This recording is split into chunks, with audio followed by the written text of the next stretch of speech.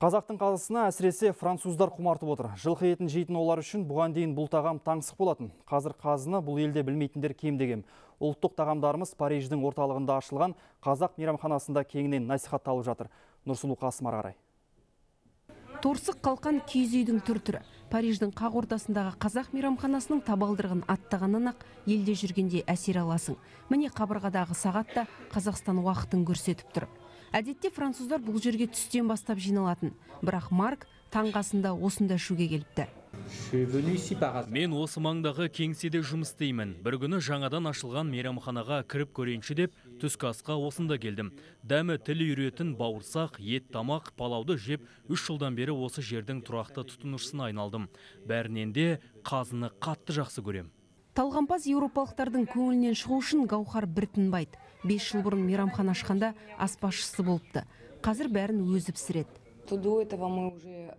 Алғашында француз мейрамханасы болып ашылды. Уақыт өте келе, мен неге өзіміздің ұлттық тағамдарды жарнамаламасқа деп күніне қазақтың бір ыстық тамағын, тәттісін, салатын дайындап жүрдім. Халық осы тағамдарға көбірек тапсырыс бере бастады. Қазыға сұраныс артты. Сосын бірте-бірте мен ТМД орталық Азия елдерінің тағамдарында ас мәзіріне енгіздім. Мейрамхана шағын болса да адам арылмайды. Ұлттық тағамды сағынған Еуропадағы жерлестеріміз Орта Азия елдерінің өнері дәм-тұзы таңсық, шетелдіктер көп бас сұғады. Гаухар ұлттық тағамдардан бөлек шетелдіктерге қазақтың музыкасын да дәріптеп жүр. Оған мына мәңгілік сарын деген атпен шыққан ән күй жинағы дәлел. Яғни мұнда келген меймандар өзіне ұнаған музыкасын таңдай алады. Француздар көбіне мына әнге тапсырыс береді екен.